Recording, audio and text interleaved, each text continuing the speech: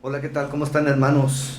Muy buenas tardes, muy buenos días, muy buenas noches, donde quiera que se encuentren.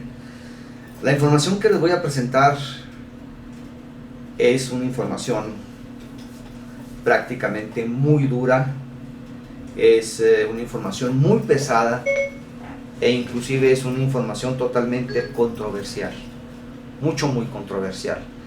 Eh, no es muy apta para todas aquellas personas que no conocen bien el tema, porque en un momento llegaría yo a pensar que ellos estarían prácticamente pensando que es algo como de tipo de ciencia ficción o algo así. Y la realidad es que es todo lo contrario. Es totalmente todo lo contrario. Es algo que simple y sencillamente nadie se veía esperar. Y estoy hablando de tiempos anteriores, de mucho tiempo atrás. Estamos hablando de los años 1876, de los años en que en aquellos entonces había gente muy importante que ya estaba manejando el mundo, pero no lo tenía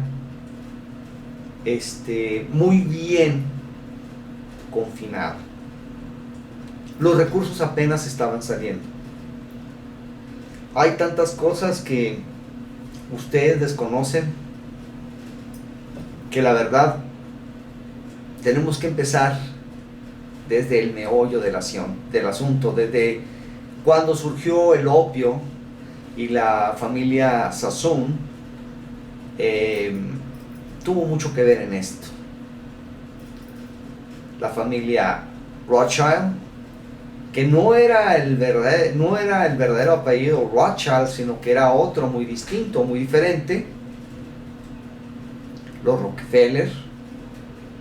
Ya me imagino que ustedes han de estar pensando, y es exactamente de algo muy interesante, de cómo es que el mundo cambió y cómo el mundo tiene a la gente absorta de todas las cosas.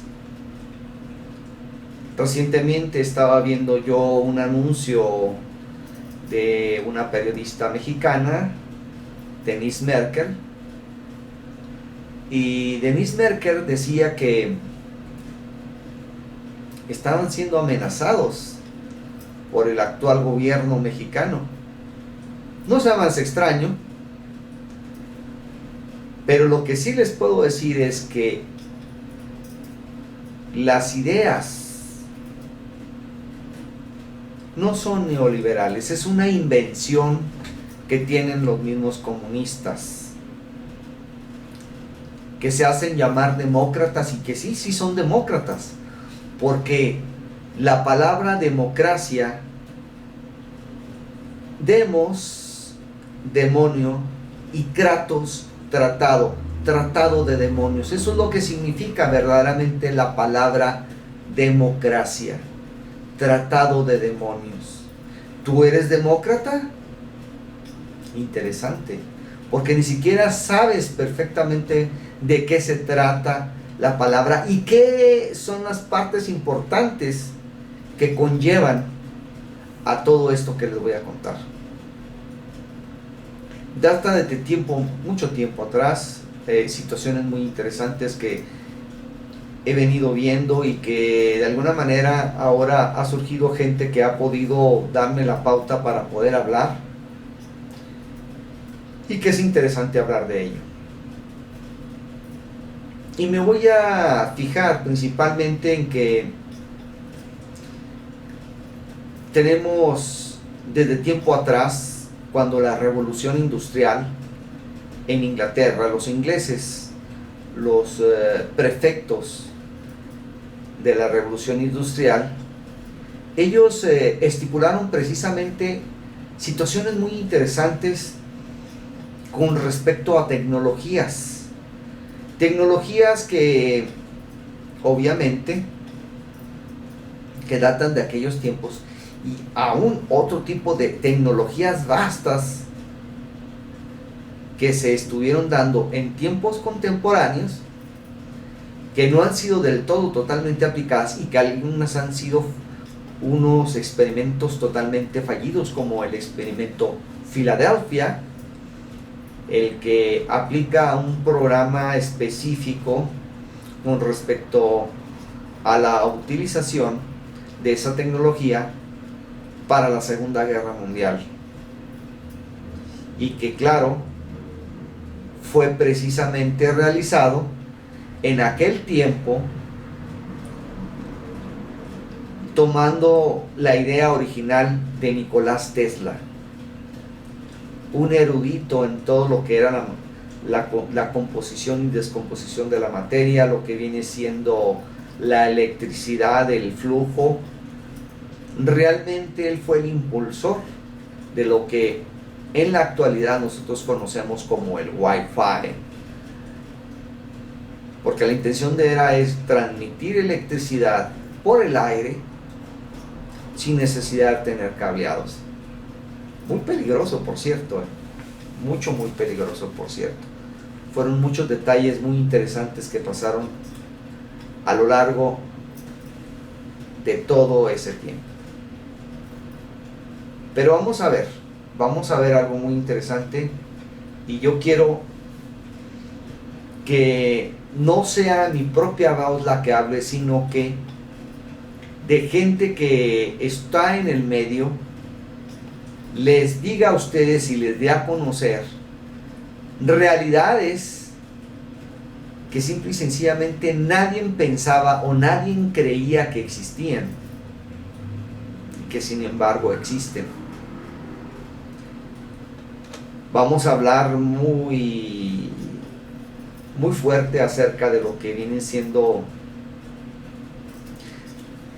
precisamente los ángeles caídos, que son entidades demoníacas y que están precisamente puestas en las sagradas escrituras, como también de la forma en que cómo se fue pasando la estafeta desde la simiente, desde que Eva cae precisamente en las garras de Lucifer,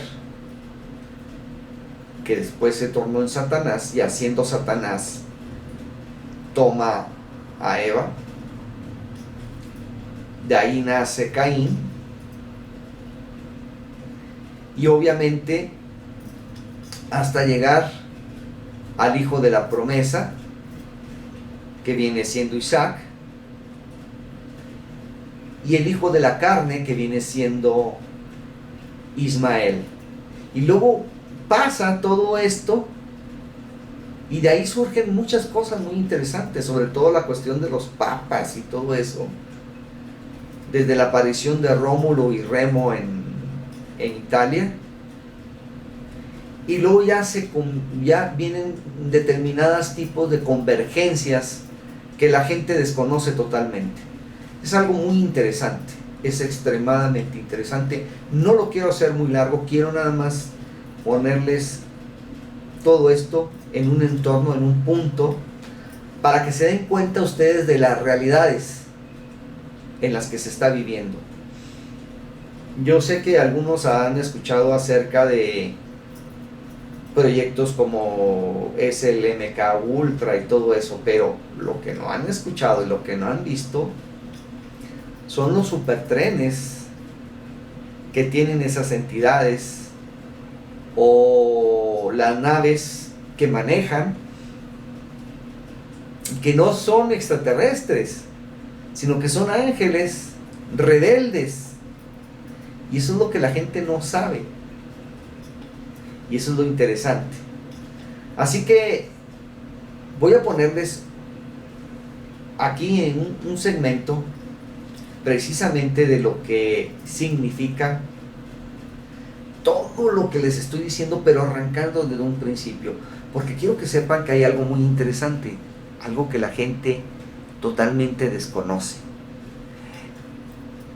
El simple hecho de comentarles a ustedes de lo que viene, de lo que está sucediendo, de lo que va a surgir más adelante, pero lo más importante es cómo se van cotejando precisamente conforme a todo lo escrito por los profetas, tanto mayores como menores. Es interesante todo esto, y la información se va cotejando de tal manera que tú te vas dando cuenta de la realidad de las cosas, cómo se van tomando de la mano una tras otra. Y empezamos precisamente con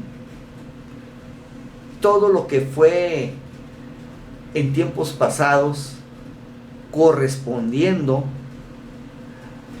principalmente a la traída de Estados Unidos a gente para que ayudara a construir desde lo que fue el ferrocarril estadounidense a toda la cultura china. A los chinos se los llevaron, y luego después posteriormente para trabajos más pesados, más fuertes, y estoy hablando de los años 1800 a 1900, estoy hablando precisamente de el punto de partida cuando se trajeron esclavos negros del África a Estados Unidos, y cómo todo se fue haciendo una compilación de muchas cosas.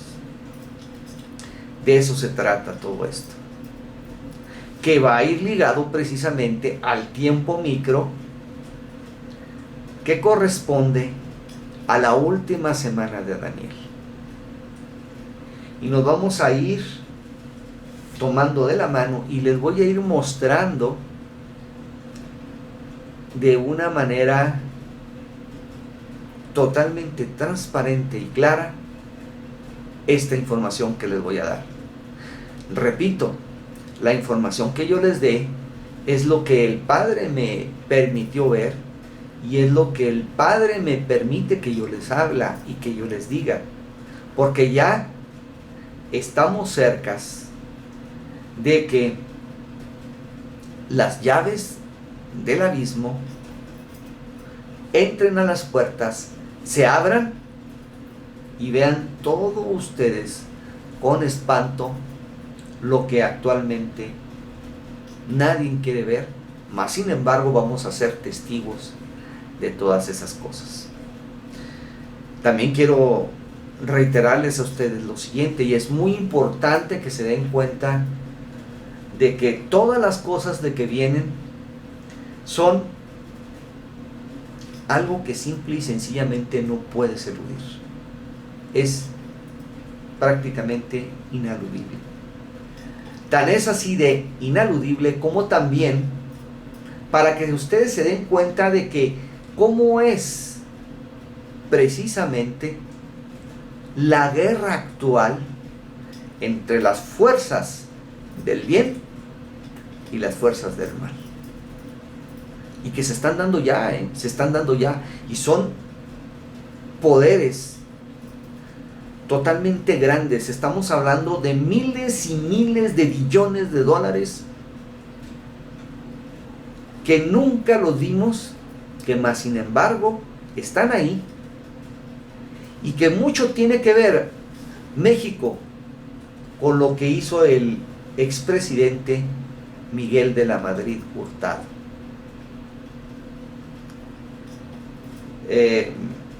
Para no entrar a controversias, yo voy a dar paso a la siguiente información, y luego seguiremos platicando más cándidamente de todo lo que viene, porque ciertamente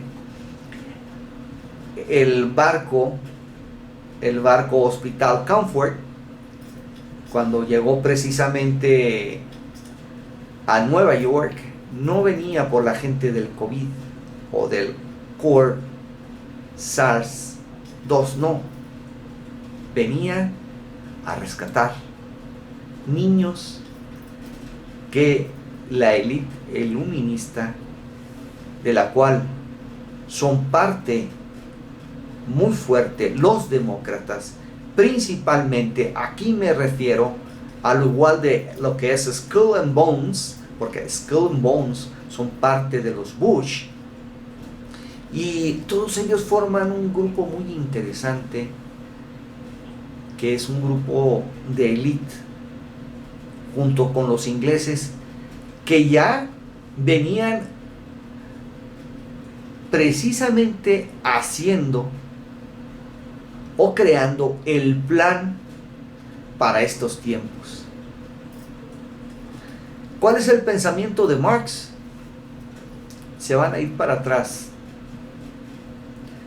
No des libertades a nadie. No vayas arriba de 500,000 habitantes por cada lugar en el que te encuentres. No permitas que haya un entendimiento en pleno de las cosas. No permitas que haya una religión, sino que trata de integrar una sola religión, la cual comande a tu favor y no en tu contra. Y así muchas cosas que ustedes se van a asombrar. Se van a asombrar de lo que es verdaderamente el comunismo. Una ideología totalmente satánica, pero que es tener al mundo entero como esclavo y a ciertas familias privilegiadas como los reyes de este plano. Y claro, hacer a un lado a nuestro Señor Jesucristo. Así es como se ven las cosas. Por este medio les estoy informando a ustedes de tristes realidades que están pasando. También nos vamos a dar cuenta de lo que está inmerso con lo que viene siendo el coronavirus, las vacunas, porque es importante que ustedes no se vacunen y que sepan las cepas que vienen y de todas las cosas y de todas las cochinadas que están pasando. Van a darse cuenta de reacciones de gente importante como Obama, la esposa de Obama, Hillary Clinton, el expresidente Clinton, al former president Bush, que los Bush tienen un historial que está para dar miedo, la verdad, honestamente. Y así sucesivamente muchas cosas, sin hablar muy fuertemente también, los Rockefeller, los Rothschild, toda esa gente que son los que manejan, tienen el poder para manejar y compran mentes para que hagan cosas. Vamos a escuchar testimonios de gente importantísima que trabajó para ellos. Van a ustedes oír hablar de trenes de levitación magnética que son capaces de tomar velocidades de 17 a 18,000 kilómetros por hora. Imagínate, 17,000, 18,000 kilómetros por hora. Van a conocer las conexiones, los lugares, todo aquí va a estar.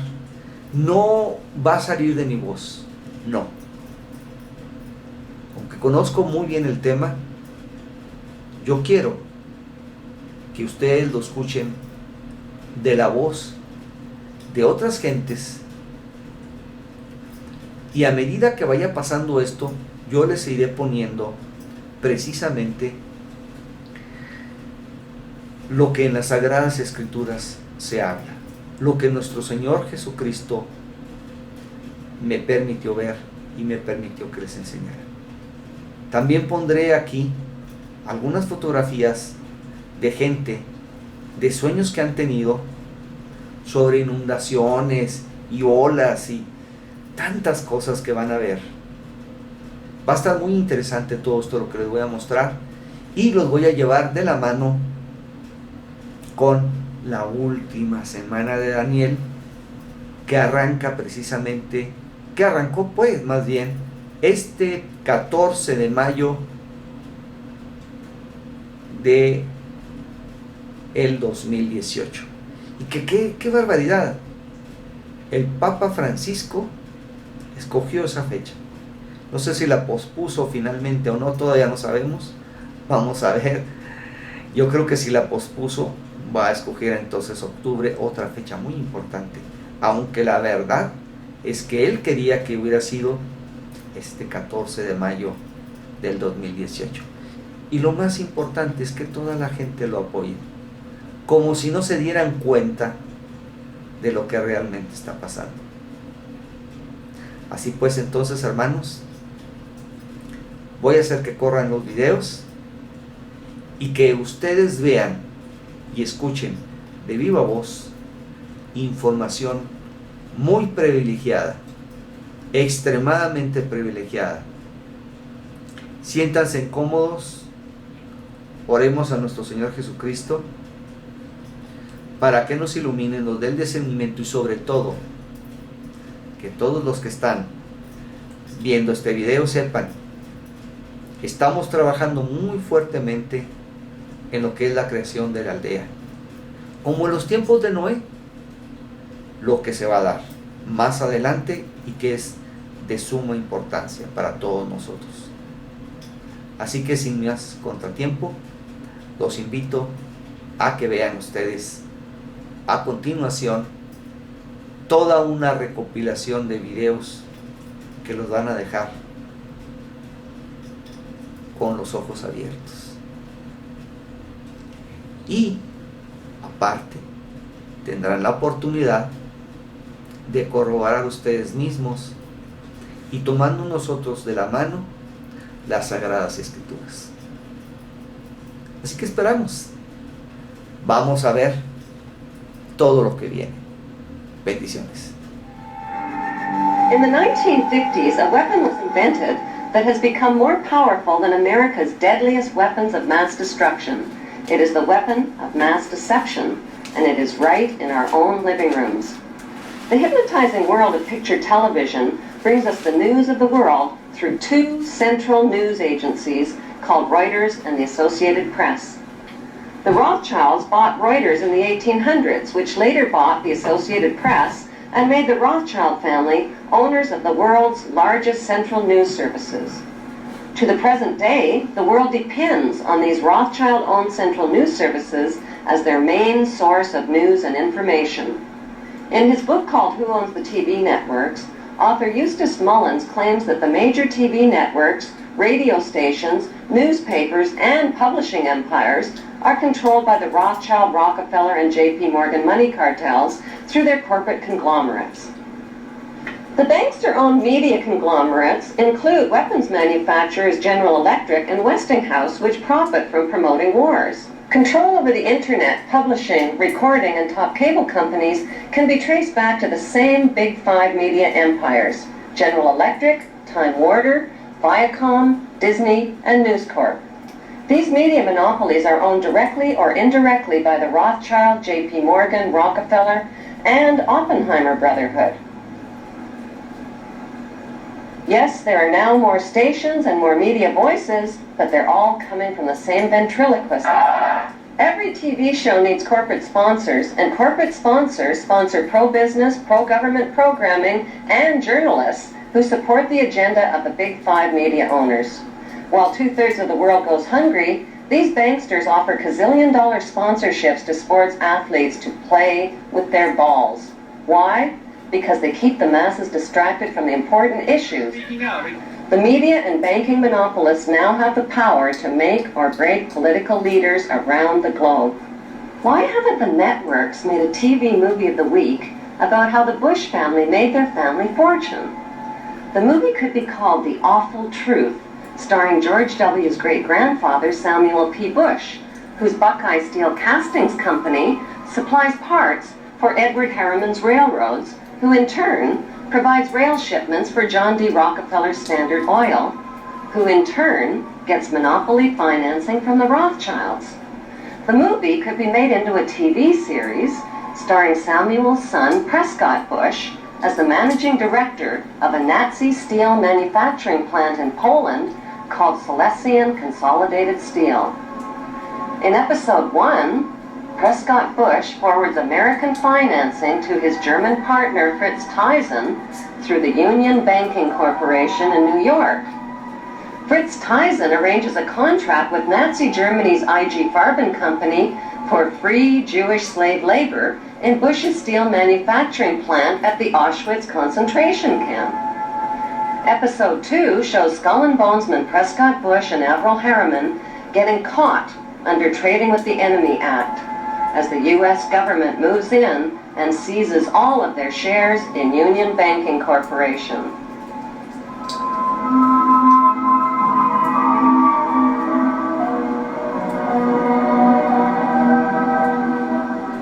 In episode 3, Prescott's son, the first George Bush, is director of the CIA.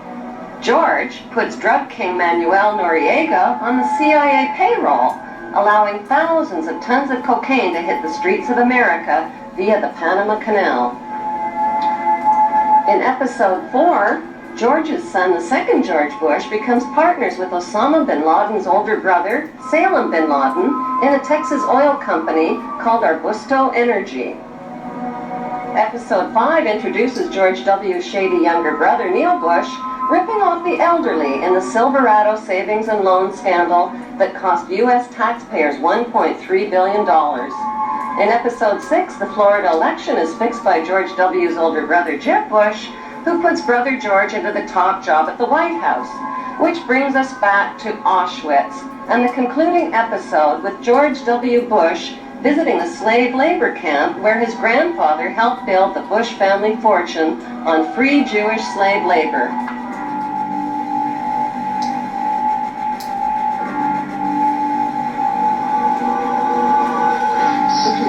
Sites are a sobering reminder that of the power of evil and the need for people to resist evil.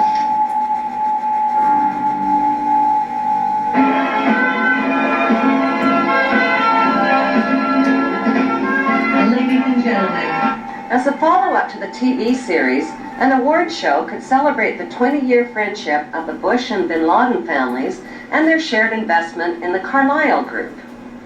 The Carlyle Group is one of America's largest weapons contractors. For the Bush and bin Laden families, war means profits, big profits.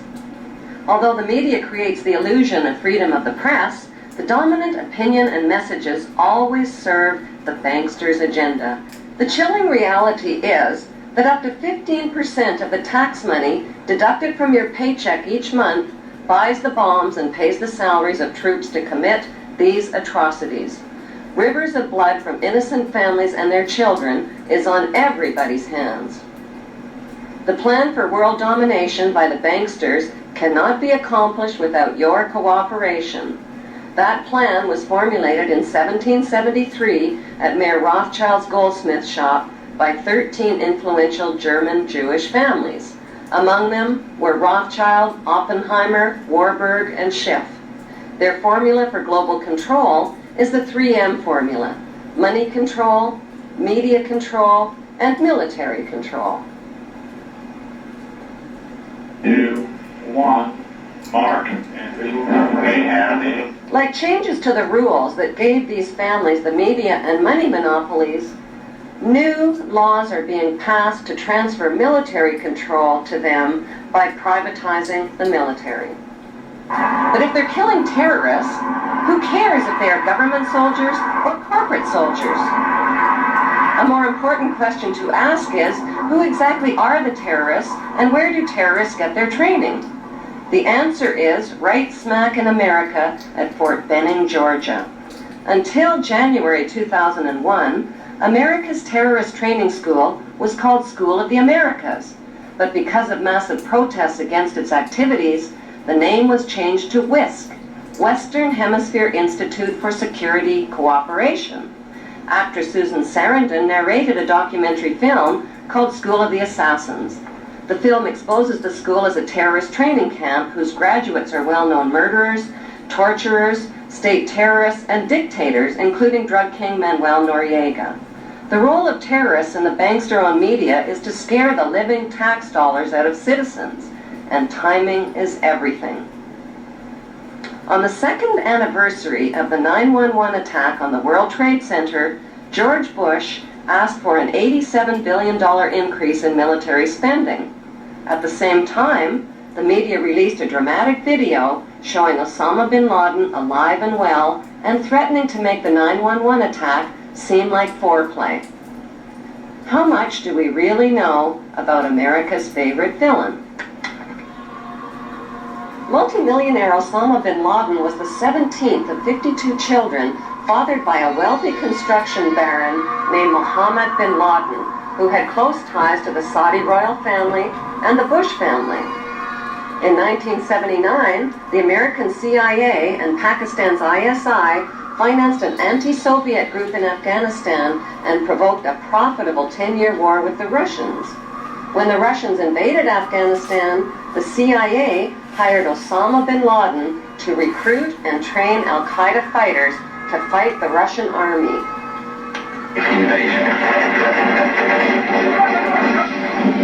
Anti-communist guerrillas in Afghanistan have been at the front line in the fight against the spread of communism. But what was the fight really all about? Not carrots or potatoes. It was about poppies, endless fields of opium poppies that provide over 70% of the world's heroin supply to heroin addicts worldwide. These are very uncomfortable issues for politicians.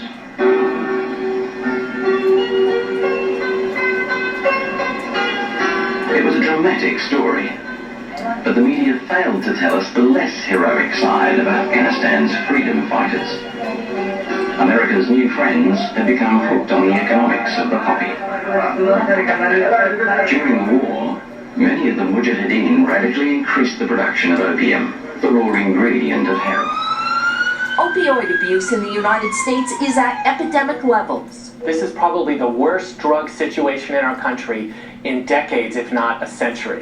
With deaths more than quadrupling between 1999 and 2015. The international drug trade began in 1606 when Queen Elizabeth I built England's wealth by trafficking illegal opium from India to China. British East India Shipping Company and profited handsomely, not just from drug trafficking, but from trafficking African slaves with her slave trader, John Hawkins.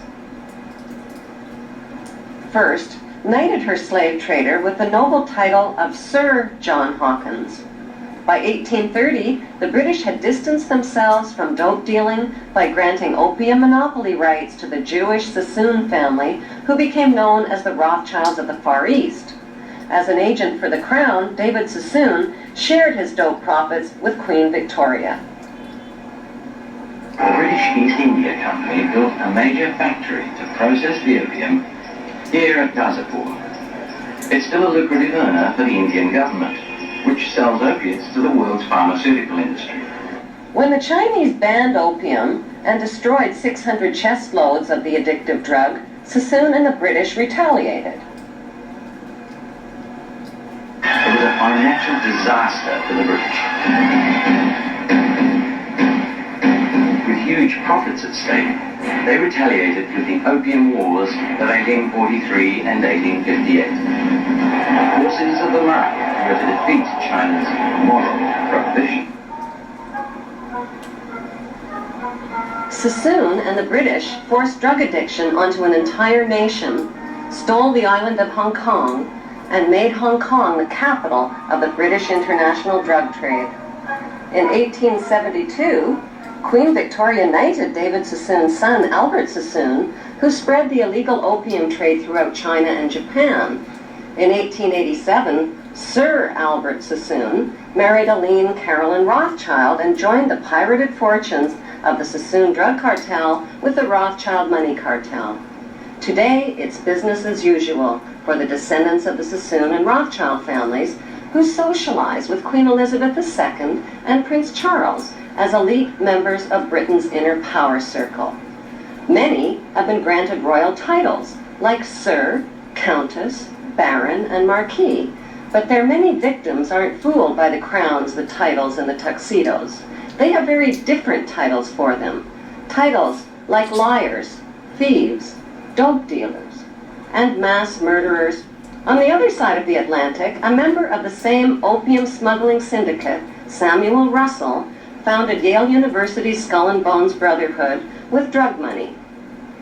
Exclusive members were financed into political power positions in the CIA, the U.S. Supreme Court, and the White House. When Skull and Bonesman George Bush Sr. became CIA director in the 1980s, the CIA recruited Osama bin Laden to train al-Qaeda and Mujahideen fighters in Afghanistan. The job of Osama's trainees was not just to fight the Russian communists, it was to run Afghanistan's multi-billion-dollar opium trade. Heroin, manufactured from Afghan opium, supplied $250 to $300 billion annually to Wall Street and the U.S. banks. Authors Alfred McCoy and Michael Levine tied the CIA to this unholy drug alliance and received national attention when the CIA tried to suppress their books. Michael Levine became a best-selling author when he wrote about his experience of this unholy alliance. After 30 years' distinguished service with the DEA, he could write with some authority. You could look at what they did to me as an example in microcosm of Central Intelligence's actions and the State Department in completely subverting the drug war. You know, the drug war was something that only existed in the minds of Americans, on the streets of America, for kids like my brother, for cops who died. There was no drug war. The biggest drug dealers in the world were given a license to sell drugs to Americans to support themselves. And this continued right down from Southeast Asia, through the Mujahideen, through the Contras. But how was the heroin smuggled into the United States? One of America's most gruesome secrets is that during the Vietnam War, heroin was smuggled into the United States by hiding it inside the body bags of dead American soldiers. By the end of the 1960s, 1/3 of U.S. soldiers in Vietnam and close to 1 million United States citizens were hooked on heroin. Drugs like LSD, mescaline, marijuana, and hashish also swamped the streets and college campuses of America. Who or what turned America's youth onto these illegal drugs?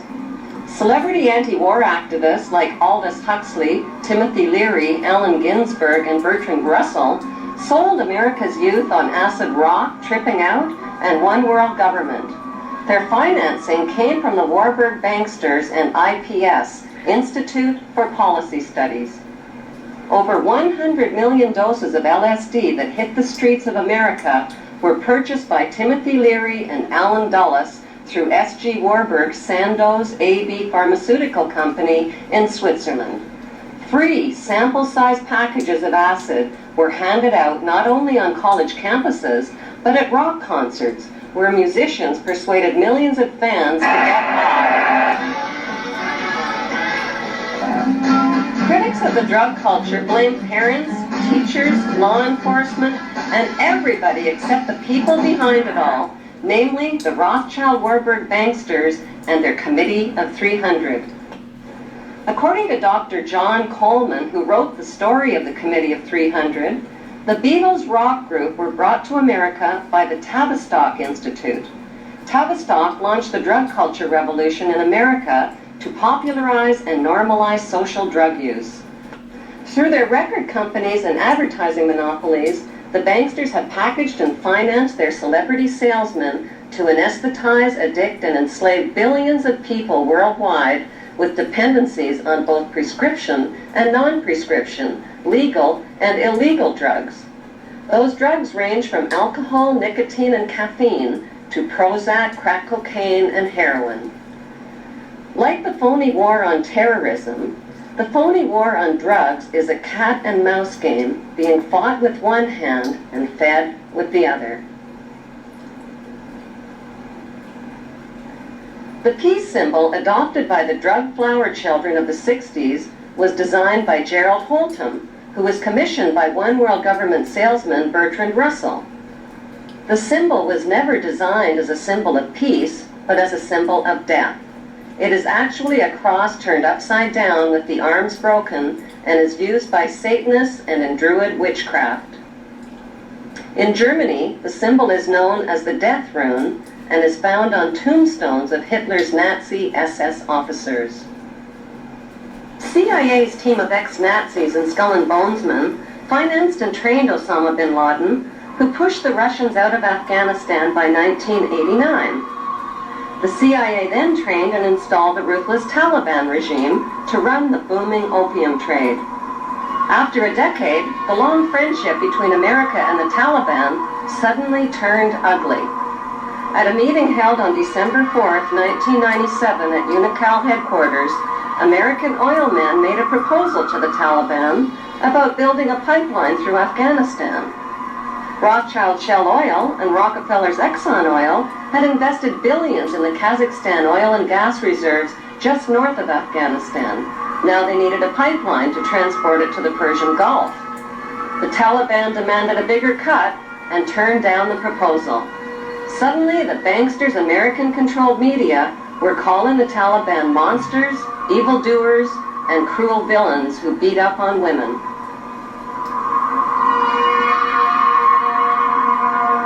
On July 4, 1999, President Clinton froze the Taliban's U.S. assets and bank accounts and imposed trade sanctions on Afghanistan. By February 2001, the Taliban destroyed most of Afghanistan's opium crops. In May, Secretary of State Colin Powell announced a gift of 43 million U.S. taxpayers' dollars to the Taliban. He called it a reward to the Taliban for destroying the opium crops, but members of the new George W. Bush White House knew the Taliban would use the 43 million for more sinister purposes.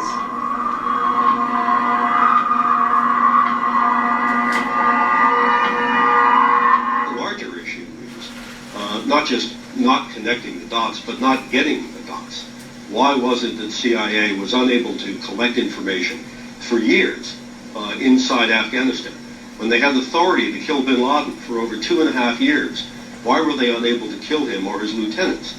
Why didn't they have a better capability to do something about it at the source? Could it be that the bankster-supported U.S. administration is controlling both sides of the war on terror? George Bush Jr. attacked the poverty-stricken, war-ravaged country of Afghanistan only 4 weeks after 9/11. The U.S. and British military dropped 12,000 bombs on thousands of buildings and homes, pounding them into dust and rubble and killing 8,000 Afghan people. 20,000 more people died from war-related cold, starvation, and disease. Nobody made a big-budget TV production out of the massacre with a God Bless Afghanistan movie score. The U.S.-British war on Afghanistan left behind millions of starving people and thousands of women who are still veiled, still homeless, and still penniless.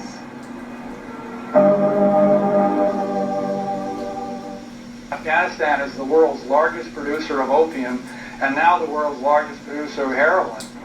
Muy bien, les estaré hablando más profusamente de estas, precisamente de estas gráficas.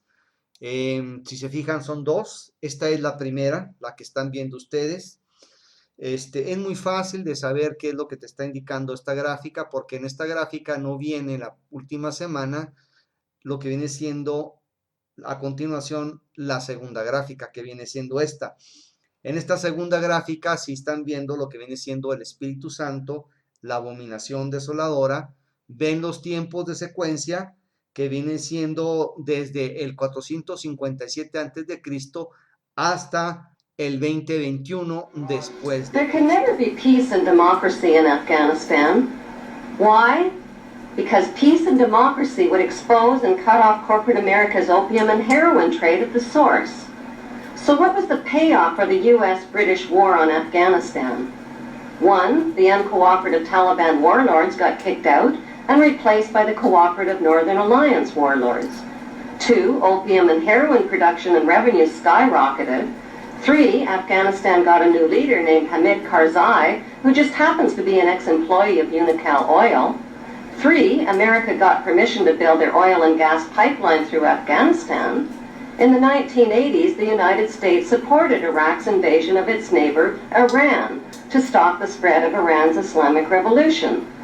America played both sides of the Iran-Iraq war by supplying Saddam with chemical and biological weapons of mass destruction, and at the same time, America secretly sold weapons to Iran and illegally diverted the money to the Contra-revolutionaries in Central America.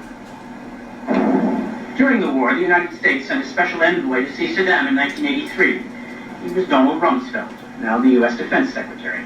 The two men discussed how to reinforce Iraq against a common enemy. This was at a time when Iraq was using chemical weapons on Iranian troops. U.S. companies were supplying components with Washington's knowledge. By 1990, President George Bush Sr. tricked Iraq into another war with another oil-rich neighbor, Kuwait. How? By supplying Kuwait with horizontal drills that could reach beneath the border of Iraq and siphon oil from Iraq's oil fields.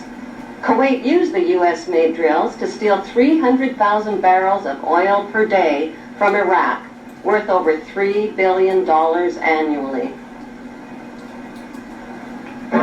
The fuse was lit, and Kuwait did nothing to put it out.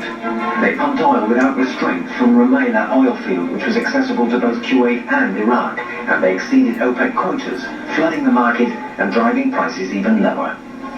George Bush Sr. officially promised not to interfere in Iraq's legitimate oil battle with Kuwait, but when Saddam's army entered Kuwait to defend their oil reserves, Bush pounced on them. Our goal is not the conquest of Iraq. It is the liberation of Kuwait. America disposed of its toxic waste problem by building radioactive depleted uranium right into their bombs and dropping them on Iraq. Bush Sr. not only devastated and poisoned Iraq's water systems and infrastructure, he weakened the economies of both Kuwait and Iraq, collected giant profits from rationed Iraqi food for oil programs, and landed massive rebuilding contracts in Kuwait. Bush Sr. followed up the Gulf War with 10 long years of deadly trade sanctions that killed another 1.5 million Iraqi people, including 600,000 children, who were cut off from medical supplies. In a bookstore in the United States today, you can find 50 books celebrating different aspects of the war and how grand it all was. And you only find one that points out that this was a war crime, or that demonstrates the evidence that shows that we deliberately targeted civilians and killed more than 250,000 people in Iraq. You'll be fighting not to conquer anybody, but to liberate people. In March 2003, President George Bush Jr. launched the Second Gulf War.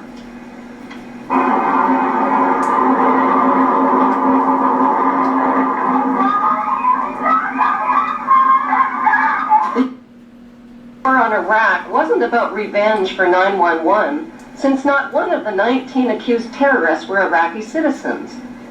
It wasn't about weapons of mass destruction, which inspectors hadn't found.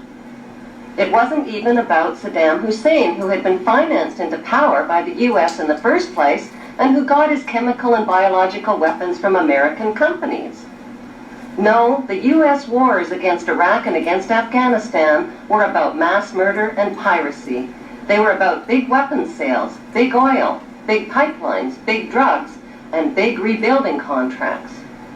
They were about colonizing the Middle East and moving 2 giant steps closer to world domination. Private First Class Lindy England may never have figured these images would beam into the homes of millions of horrified people. Whatever she might have thought at the time, she says she and her comrades had no choice. So to stand there, give a thumbs up, smile, stand behind all the naked Iraqis in the pyramid, take a picture. Who told you to do that? Persons in my higher chain of command. Why were naked Muslim prisoners positioned on top of each other in the shape of an Egyptian pyramid? The answer can be found in the distant past. In ancient times, Iraq was called Babylon. The year is 586 BC. The armies of Nebuchadnezzar, king of Babylon, descend on Jerusalem with the wrath of an angry God. It is almost 6 centuries before the birth of Christ. The Romans have not yet even dreamed of empire.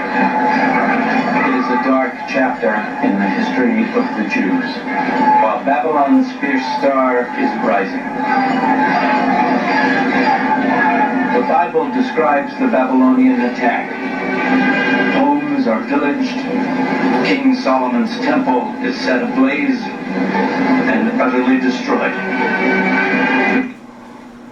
Saddam Hussein made the mistake of comparing himself to Babylon's King Nebuchadnezzar. The capture of Iraq and Saddam Hussein was not just about oil and colonization, it was also about settling an old Hebrew score. We got him.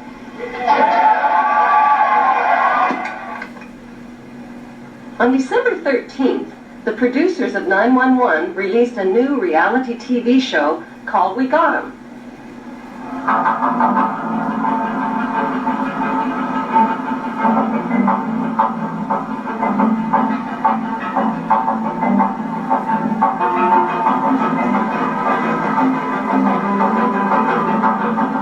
The Iraqi people claimed the We Got 'Em video show was staged.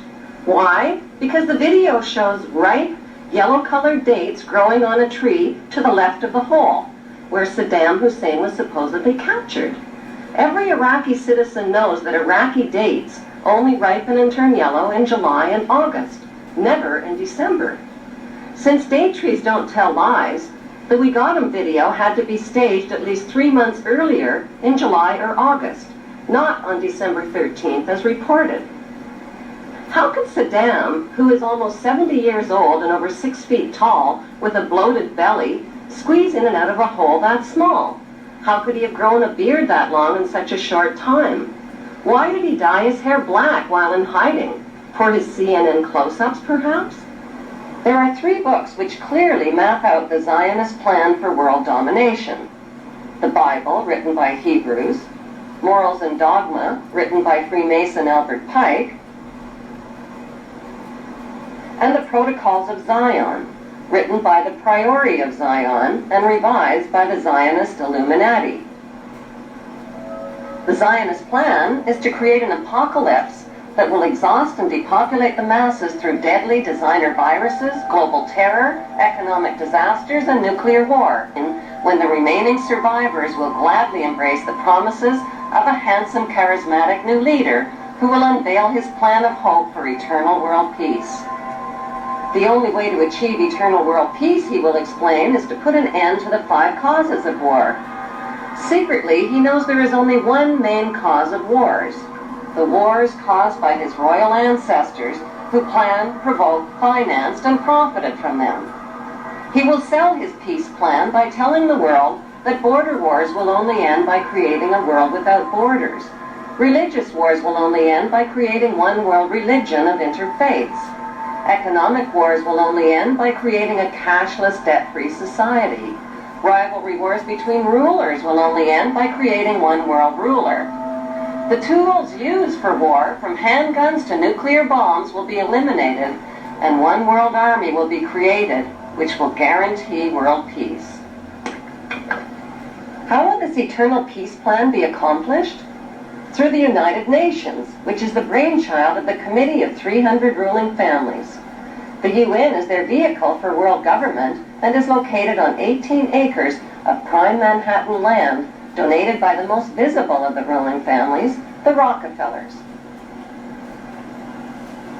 The UN is a closed organization with no public records or open meetings. U.S. taxpayers have already invested $2 trillion in this world authority. Although most of the people working for the UN are genuinely working for peace, the UN is a godless organization controlled by the Committee of 300. The These inbred ruling families pretend to have royal blue blood, but their blood is no more blue or royal than Hannibal Lecter's blood. Some speculate that these families of evildoers are demons or aliens or evil shape-shifting reptilians, but there is a more scientific explanation for their madness. For thousands of years, these families have practiced inbreeding between sisters and brothers, uncles and nieces, mothers and sons, to keep the power and wealth all in the family. This practice of inbreeding over thousands of years has produced a clever but pathological breed of conscienceless, sociopathic families who will stop at nothing to own every ounce of gold, every drop of water, and every blade of grass on planet Earth. The United Nations, which they founded and control, has clearly stated its goals of establishing a new world order, a UN standing army, and a global taxation system. The Queen's husband, Prince Philip, and Evelyn Rothschild have already established an interfaith declaration for the creation of one world religion. What would life be like in this world empire with one world religion, one world army, one world economy, one world court, one world media, one world government, and one world dictator? What the public doesn't know is that Karl Marx's Communist Manifesto and the Russian Constitution have been built into the UN Charter, and that the New World Order will be a communist world order. Peace on earth will be a forced peace in which citizens will have no rights. No right to bear children without approval, no right to travel without authorization, no right to own private property, no right to privacy, no right to bear arms, no right to protest, no right to receive an inheritance, no right to choose an education or a job or even a place of residence, and worst of all, no right to live. The right to live will be based on an individual's rating of usefulness to the royal elite. In this planned world without borders or nations, citizens will be disarmed of all weapons, including handguns, and will have no means to protest, fight, resist, or challenge this one world authority who will control them spiritually, economically, and militarily. Every human being will be electronically tattooed and will become helplessly dependent on this one world authority for all of their most basic needs. The masses will eventually be taught to bow down and worship this one world dictator who will rule the entire world from his eternal throne in Israel. They have waited for him. They believe in him.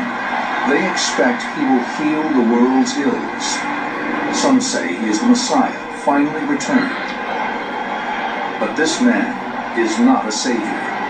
He is the king of terror who will usher in the end of everything. Despite all the red flags, many people deny that a problem even exists. It does exist, and the good news is there are solutions. The solutions lie in knowing what the three biggest fears of the world's ruling families are. The first biggest fear is exposure. They have gone to great lengths to cover up their trail of crimes and to win the public's trust through their media monopolies. Without public trust, their ancestral plan for global control is doomed. Their second biggest fear is losing public support. If the public stops cooperating, their plan is guaranteed to fail. Their third biggest nightmare is organized resistance by an informed and fearless public. The ruling families know from past experience that the will of the people can defeat all their military and monetary might. Vietnam is a perfect example. There is no doubt whatsoever that these ruling families can be totally defeated by turning their three worst fears into a reality. Hermanos, la bendición de nuestro Señor Jesucristo siempre sea con ustedes. Espero que les haya gustado lo que vieron precisamente en este video. Para mí es más que nada un alivio el poderles mencionar a ustedes de todo lo que viene, de todo lo que se está escondiendo y de todo lo que se va a venir más adelante.